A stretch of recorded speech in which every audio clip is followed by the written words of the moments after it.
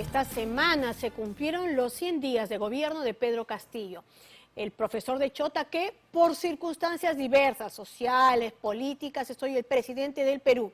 100 días no solo de precariedad ejecutiva evidente, improvisación, caos, puestos de trabajo de gran responsabilidad para los amigos, sino y sobre todo de rumbo y metas completamente inciertas. El hombre capaz de boicotear incluso los esfuerzos moderados de algunos de sus ministros, el mismo que ayer en Andahuaylas continuó con estos discursos que no hacen más que polarizar, que solo buscan dividir a los peruanos. Marco Vázquez y Juan Carlos Vera con los 100 días del gobernante a través de sus propios mensajes. Luego el análisis con la columnista y experta en políticas públicas María Cecilia Villegas. Lo dijo el viejo y conocido refrán, y lo dijo él. Ser candidato en el Perú y llegar a ser presidente es sencillo, pero gobernar es otra cosa.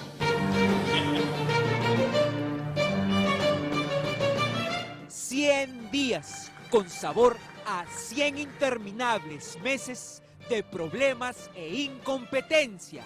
Si uno puede recordar los peores 100 días de algún presidente, este está en el ranking de todas maneras, de los peores. Es un gobierno que no tiene cuadros, o sea, Castillo no tiene cuadros y Perú Libre tampoco tiene cuadros. Pero el señor Pedro Castillo ayer sábado parecía Elian Carp en campaña. Cuando en alguna oportunidad algunos pituquitos escuchaban de la segunda reforma agraria y decían, ¿y cuándo se ha dado la primera? Si no saben cómo escoger una herramienta, si no saben cómo se labra la tierra. Y nosotros los campechanos, los agricultores sí sabemos. 100 días donde no hay nada que mostrar. Se ha percatado de que hay unanimidad en la crítica, no hay alguien que diga, este gobierno ha sido el que esperábamos y el que queríamos. Es que la realidad se impone, ¿no? Tú puedes intentar hacer una crítica respetuosa de la institución presidencial, lo que no puedes es inventar. Lo que hay es zozobra, lo que hay es inestabilidad, lo que hay es confrontación, negación de la realidad. El gobierno no está. Y eso es dramático, ¿no? Un país que necesita tanto. Y eso es en realidad lo que está ahí presente, no puedes ocultarlo, no puedes negarlo. La llegada de una nueva premier, sí, juro, no ha solucionado todo, pues a la llegada de los 100 días se sigue lapidando la institucionalidad. Pruebas: 1. Un director de colegio, amigo de Castillo, que llegó a ministro de Transportes, ha canjeado una reforma por evitar un paro. 2. Un inexperto en el tema. Hola, mi nombre es Walter Ayala. Apodado Amparito Ayala, que llegó a ministro de Defensa, permitió el manoseo de la institución y de oficiales de las Fuerzas Armadas, jefes que se cambian en 2 meses. Y 3. Un maestro en gritar en las calles: ¡pásenme la F! ¡F! ¡Pásenme la E! ¡E! ¡Pásenme la N! ¡N! ¡Pásenme la T! ¡T! ¡Pásenme la E! ¡Pásenme la P! ¿Qué dice? FENATEP. Amigo FENATEP, que llegó a ministro de Educación, viene a premiar a los que no pasan la evaluación. No puedes estar pensando que la reivindicación de los maestros no es sobre el maestro ejemplar, sino sobre el maestro que no pasó el examen. Temas que hierven y que son el colofón de 100 días, donde cada uno fue una metralla a los propios pies. El presidente Castillo tenía la oportunidad de reivindicar el ANDE, de reivindicar al maestro rural, de reivindicar lo que se hacía con amor en la formación de los niños. Y cuando ha tenido oportunidad de hacerlo, no ha hecho otra cosa que entrar en negación. Es una pena, pero él es responsable. No podemos seguir pensando que tenemos al frente a un inimputable. Él es directamente responsable por lo que hace, por lo que no hace, por lo que calla, por las personas a quienes designa y por su incapacidad absoluta de reconocer errores. A 100 días, el presidente Castillo no reconoce error, ya formó caparazón. Queridos hermanos, a mí no me preocupa la oposición. Muchos dicen, este gobierno no está haciendo nada, este gobierno no tiene ningún logro, así nos están diciendo. El presidente no acepta incompetencia, designaciones indescriptibles, silencio ante la prensa contra los ciudadanos, reacciones tardías, disparo a los pies, desconocimiento de rumbo. No acepta que es difícil entenderlo en sus discursos de plaza. Primero, tenemos que garantizar la vida. Pero entiéndanos de que llegando acá a este espacio, lo primero que hemos asumido es garantizar que el COVID ya no arrebate más a nuestros hermanos. Nos llama el deber esta patria para luchar para que a nuestros hijos no solamente les falte un bocado, sino que no le debe faltar salud. El presidente profesor no parece preparar sus propias clases. ¿Y de qué sirve que estés con el estómago lleno cuando a una cuadra está la delincuencia al acecho? En esa desconexión ha cocinado errores que parecen a propósito. Primero, cuenta lo que quiere lograr. Compañeros, en este momento, en el primer poder del Estado, en el Congreso de la República, está exponiendo la premier, la doctora Mirta Vázquez. Y en 30 segundos nomás destruye eso que quiere lograr y de paso hace subir al dólar. Y de acá instamos al Congreso para que de una vez por todas hagamos una ley conjunta con el Congreso de la República sobre la estatización o la nacionalización del gas de camisea para darle a todos los peruanos.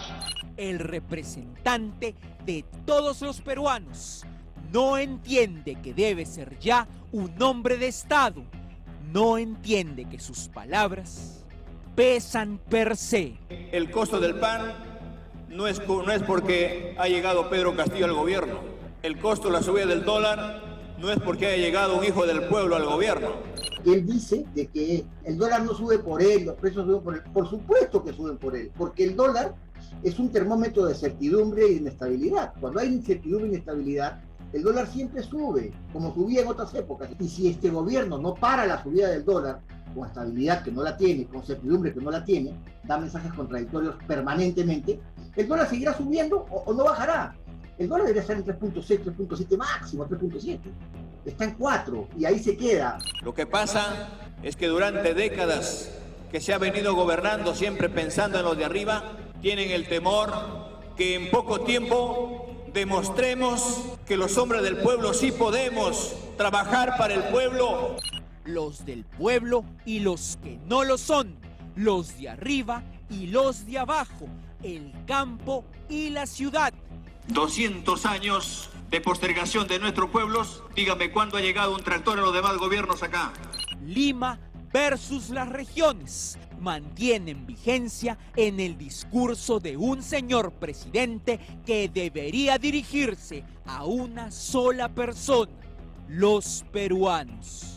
En vez de eso nos enfrenta, toma el colonialismo y nos enfrenta negando todo el proceso de mestizaje. Es este discurso cargado de odio, cargado de enfrentamiento, cargado de insultar al empresario y al comerciante, cuando en el fondo es el empresario y el comerciante el que saca adelante el país. No enfrentando, nadie sobra. En este país no sobra nadie. Nos necesitamos todos, todas nuestras fuerzas, todas nuestras costumbres. Yo creo que no se está dando cuenta de que solito se está desprestigiando y cada vez se escucha más en las calles el tema de la incapacidad del gobierno. Sabe que su populismo de mitin no se cumple ni con él mismo, pero sigue practicándolo. ¿Pruebas? Renunciaré inmediatamente al sueldo presidencialista. Basta de sueldos dorados. Renunciaré al sueldo presidencialista. ¿Sabe que si hasta lo prometió en su propia tierra, no se cumple? Se acabó la planilla dorada. Vamos a renunciar al sueldo vitalicio, al sueldo presidencialista. Me ratifico en mi propia tierra de conducir los destinos del país con un sueldo de maestro. Pero a pesar de saberlo, insistió desde el primer día con simbolismos inviables. No gobernaré desde la casa de Pizarro. Cederemos este palacio al nuevo Ministerio de las Culturas para que sea usado como un museo. Para luego terminar de un sopapo al día siguiente la usual luna de miel de cualquier presidente nuevo. Él así lo aceptó y dispuso. Señor Guido Bellido Ugarte, juráis por Dios y estos santos evangelios desempeñar leal y fielmente el cargo de presidente del Consejo de Ministros que os confío. Sí, juro. Lo que busca es enfrentar al país. Y eso es algo con lo que yo no estoy de acuerdo. Fue el primer discurso de Bellido, ¿no? Bellido representa lo más miserable de la política improvisada, la mentira. Con Bellido se pagó el pacto electoral de sangre a Vladimir Cerrón. El señor Cerrón está impedido judicialmente y no lo van a ver ni siquiera de portero en ninguna de las instituciones del Estado. El espacio a la épica de Vladimir Cerrón Es Perú libre contra todo el sistema. fue permitido por Castillo y responsabilidad también de él. Pero la mayoría de la gente que están nombrando en los cargos más altos son gente que no tiene ni experiencia ni capacidad. Puede que no tengas experiencia, pero estás capacitado. Este gobierno demuestra a través de Perú Libre y de Castillo que no tiene cuadros para gobernar. Aquí no se trata de que yo sea provinciano o no sea provinciano. Aquí se trata no del origen ni racial, ni social, ni geográfico. Se trata de la capacidad para el cargo. Y para eso han habido presidentes peruanos provincianos desde Ramón Castilla. Muchos, y muchos ministros provincianos. Lo que no se da cuenta que no es un tema de agudizar las contradicciones, sino de gestionar adecuadamente con la gente mejor capacitada para el cargo. Tú no te puedes ir a operar del riñón donde un abogado, porque no está capacitado para operar.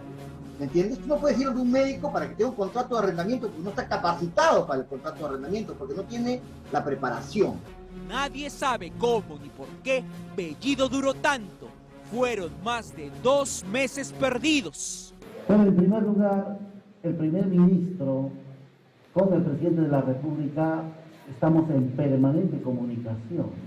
Un presidente, lamentablemente, sin rumbo y en busca de competencias básicas. En el primer viaje al exterior, lamentablemente, quedó reflejado lo difícil que se le hace cuando tiene que ser promotor del Perú y no asusador de calles. Nuestros hermanos agricultores a veces se ven obligados a ponerte un tráiler en la mitad de la carretera y botan sus productos, botan sus papas, y cuando van a una lucha se ven obligados a tirar las papas a la carretera, botan al río, porque sus productos resultan enormemente baratos. Resulta más caro la lavada que la camisa. Cuando tenía que promocionar y enamorar para que vengan al Perú, hablaba de delincuencia en el Perú. Hay problemas de delincuencia en todas las ciudades grandes del país y en las pequeñas también. Así como hay delincuencia, también hay problemas de narcotráfico. Los problemas van a haber siempre. Cuando tenía que atraer capital para trabajo, decía que de repente se van a morir. Primero, empezar a combatir este problema de la pandemia, que es un problema mundial. Y quién sabe, cuando volvamos a reunirnos, de algunos que estemos acá, ya no estemos. Cuando lo decía en las plazas, el Perú es tan rico que tenemos corruptos hasta para exportar. Y luchemos porque haya un corrupto cada día, haya un corrupto menos. Pero lo que hay es una decadencia del gobierno, de la figura presidencial del país. Eso es inaceptable. pero él decidió postular a presidente. Si no quiere ser presidente, que renuncie, pero nosotros no tenemos por qué seguir siendo arrastrados de las narices al despeñadero. La única rama sostenible en 100 días es que no se mandó al despeñadero la vacunación. Ceballos, con simple lógica, subió a la ola y algún funcionario tuvo la bendita idea de los Vacunafest y de atraer con fiesta. Quitando eso, no queda nada.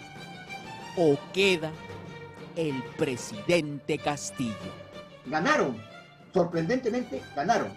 De repente ganó uno de los peores candidatos que podría haber ganado, pero ganó. Es el presidente proclamado. Y ese presidente no da la talla, no está haciendo la tarea. Y hablar, declara en provincias, habla en público, pero no da entrevistas, no es gobernar. Queremos menos palabras y más hechos. Bueno sería que no hable, pero que haga. Pero ni habla ni hace.